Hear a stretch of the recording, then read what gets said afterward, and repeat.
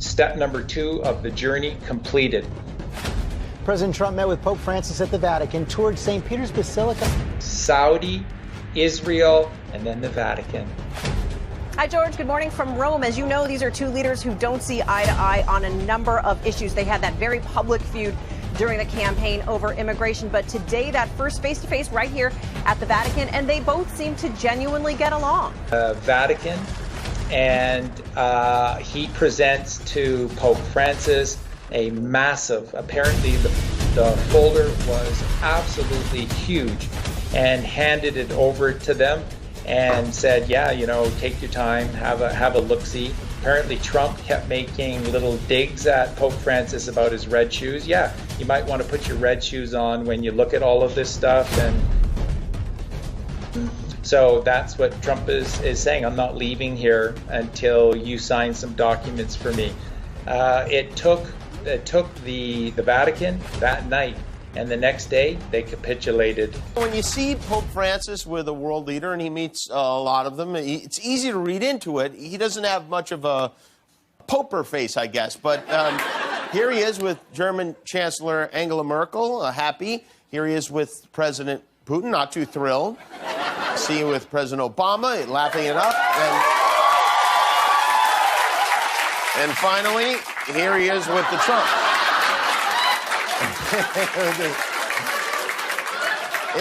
It looks less like a meeting and more like the Trump family passed away and they don't know it yet.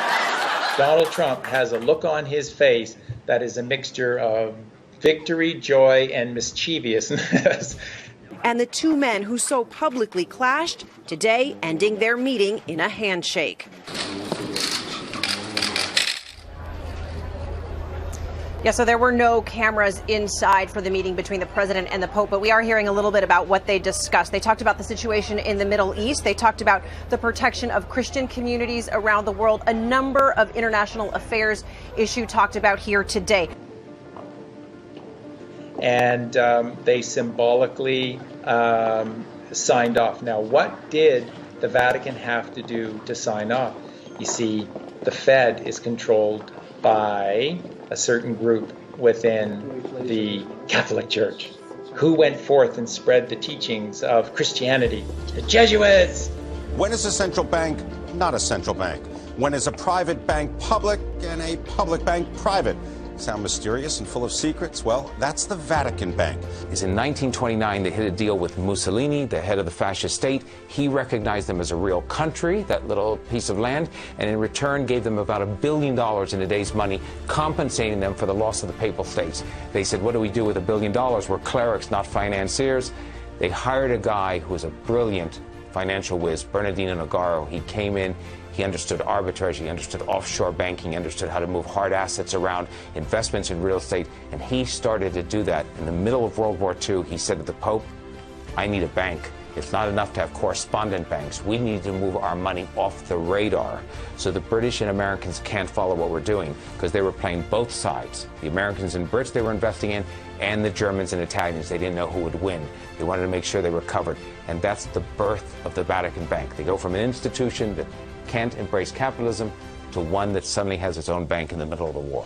They were in control of the Fed. So Trump did not leave until Pope Francis issued a papal bull announcing that by a certain date, the Vatican Bank, which was in charge of all, was the head executor, the exchequer of all of the earth-wide Federal Reserve banking systems in each country, would be handed over to one Donald J. Trump. Donald J. Trump is not, Mark, just the executor, the exchequer of the U.S. Treasury and therefore the Fed within the United States. He is the exchequer for Earth. He is the exchequer for the treasuries for every single country on Earth. That's what I told you earlier. No human being in history has ever been more powerful, owned more things, or richer than Donald Trump. And we are working on that as we speak. We have conversations with various representatives of China. I believe that will all work out very well for everybody. China, Japan, the United States and everybody in the region. As far as the currency devaluations, I've been complaining about that for a long time. And I believe that we will all eventually, and probably very much sooner than a lot of people understand or think, we will be all at a level playing field. Because that's the only way it's fair. That's the only way that you can fairly compete in trade and other things. And we will be on that field, and we will all be working very hard to do great for our country. But it has to be fair, and we will make it fair. London was the financial arm of all of this. Washington was the military arm. Rome was the central brain, the core. They call it the spirit, but it's not. It's sort of the central brain of this unholy trinity of power. And what they did by doing this is that so Trump's thinking is like the CIA, the Rothschilds, and the financial district of the City of London is too evil. It's too far gone. Don't even want to work with them. And he's not. He circumvented them. Its patriarch during the second half of the 20th century was Sir Evelyn Rothschild, who even today is the financial advisor to Queen Elizabeth. All of their power was cut off, and they had been forced to do some really humbling things over the last 18 months in particular by POTUS. Now, when Trump left Rome, he flew directly to Brussels. A city he previously called a hellhole. Can he and NATO's European members agree on who their real enemies are? And on International Missing Children's Day, we learn what can be done to both find and prevent losing children. And you all know the two big players that are in Brussels. You have this European Parliamentary for the EU, and then you also have NATO that just happens to be in Brussels as well. They were all there, all of the political heads, along with their finance ministers, and then all of the behind-the-scenes individual players were all there for this. And Trump apparently very famously, he called everyone together for this meeting, and then he purposely came late. Well, it's difficult to predict or to interpret how they're feeling, but it's basically been a meeting, not a summit, that has been surrounded by a lot of anxiety from all in Brussels and also from European capitals. And he made them just sweat it out. He made these pieces of dung in Brussels sweat it out. So Trump makes the wait, he walks in late, he throws this big folder on the table, and he said, "We have it all. We have it all."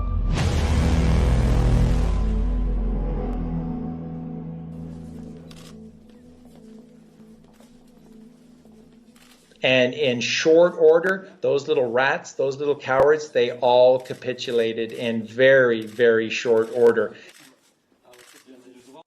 And there was a whole bunch of things that occurred in the following days from there, including the EU backing down on Brexit. No more financial contributions, no more European Court of Justice, no more common fisheries policy, no more being talked down to, no more being bullied, no more Guy Verhofstadt. I mean, what's not to like? I know you're going to miss us.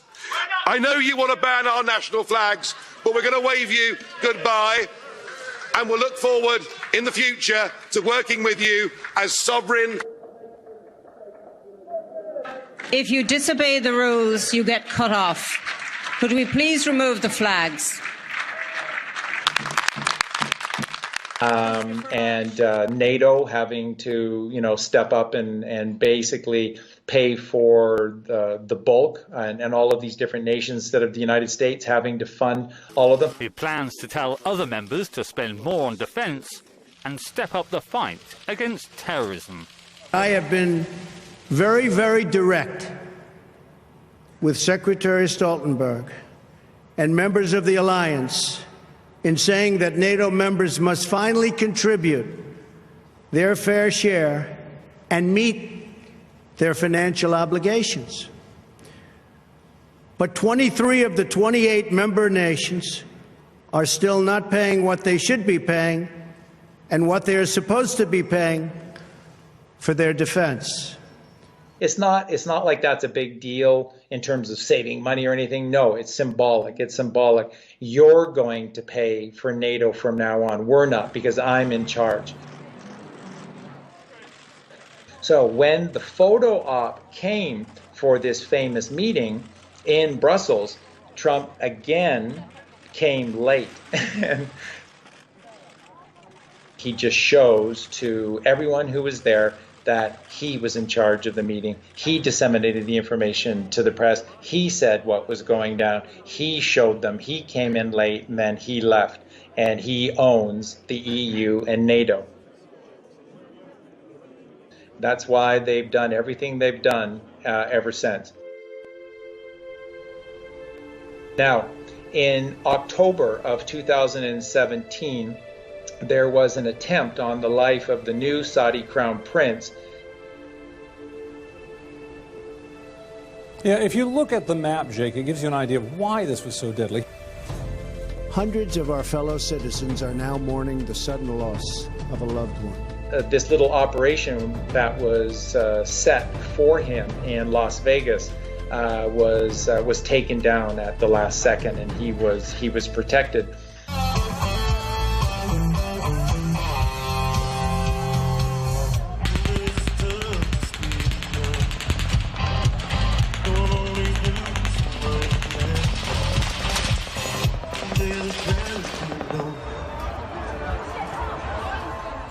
Some at the concert thought it was firecrackers. Some thought it was something wrong with the audio. They say it took them just a few moments to realize what was happening. What happened at this Las Vegas battle? Hey, you guys! Get down! Go that way! Get out of here! The gunshot coming from there! Bin Salman was saved by the U.S. military through the intel received by the NSA, and then given to Bin Salman by Trump. He was asked to take on an even bigger role, and he agreed to do it. He basically was saying to Trump, anything, my brother, anything, my brother.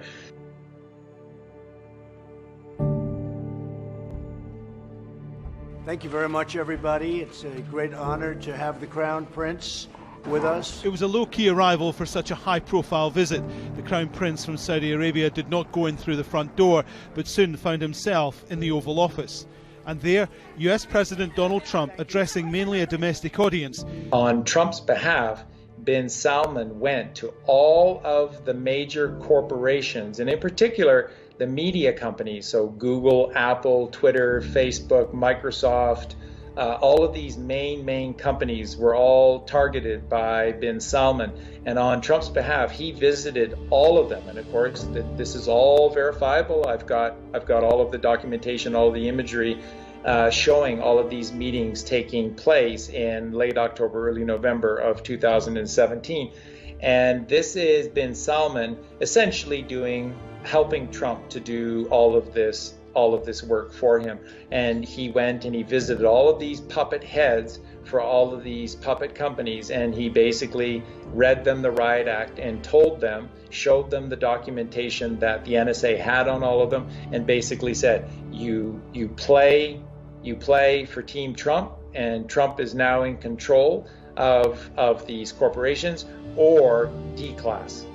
All of this information will be declassified one by one, and each one of you will be offered up to the masses as a child murderer.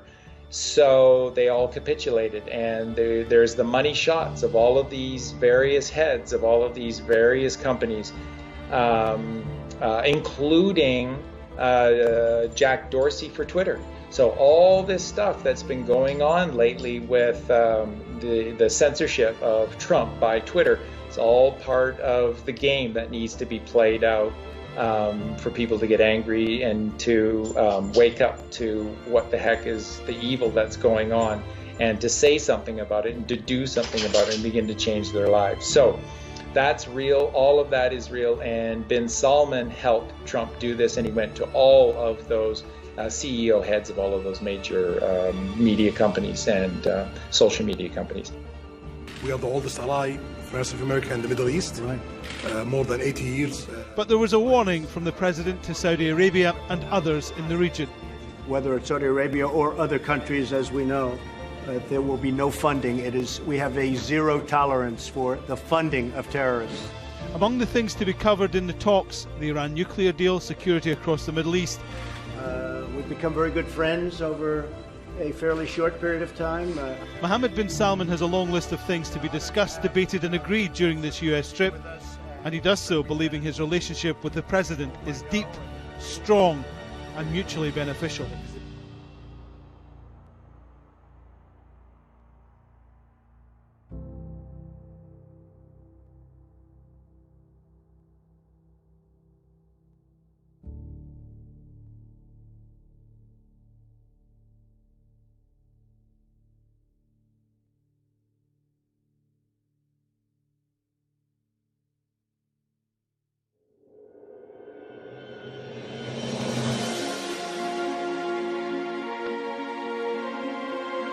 Welcome to Mount Rushmore, welcome to South Dakota, and enjoy your evening. Before the world, this monument will never be desecrated. These heroes will never be defaced. Their legacy will never, ever be destroyed. Their achievements will never be forgotten. And Mount Rushmore will stand forever as an eternal tribute to our forefathers and to our freedom.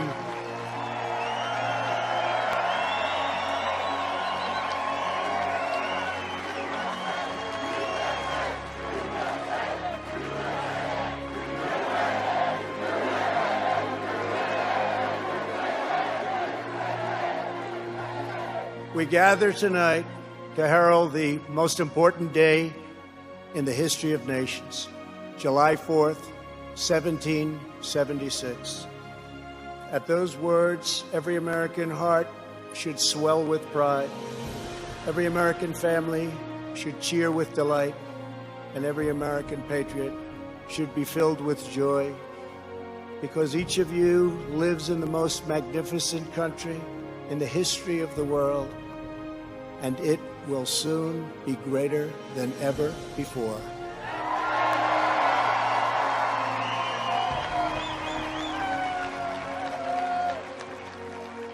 Our founders launched not only a revolution in government, but a revolution in the pursuit of justice, equality, liberty, and prosperity.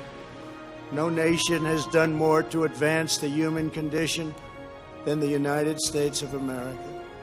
And no people have done more to promote human progress than the citizens of our great nation. We will state the truth in full, without apology.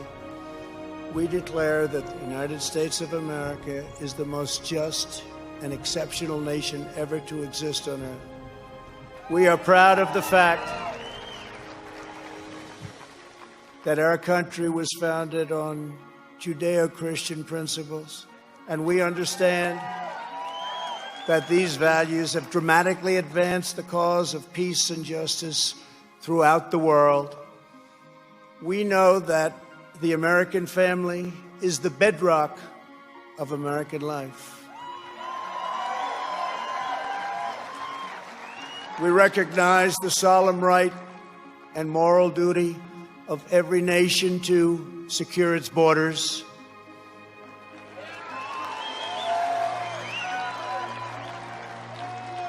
And we are building the wall.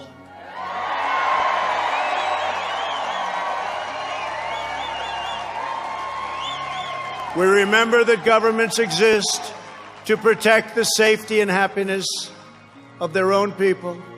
A nation must care for its own citizens first. We must take care of America first. It's time. We believe in equal opportunity, equal justice, and equal treatment for citizens of every race, background, religion, and creed. Every child of every color, born and unborn, is made in the holy image of God.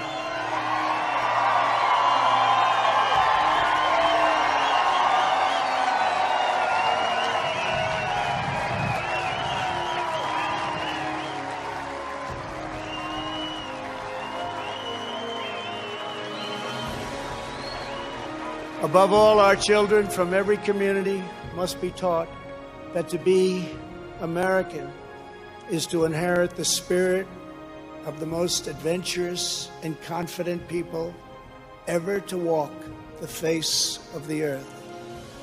Americans are the people who pursued our manifest destiny across the ocean, into the uncharted wilderness, over the tallest mountains, and then into the skies, and even into the stars. My fellow citizens, America's destiny is in our sights. America's heroes are embedded in our hearts. America's future is in our hands. And ladies and gentlemen, the best is yet to come.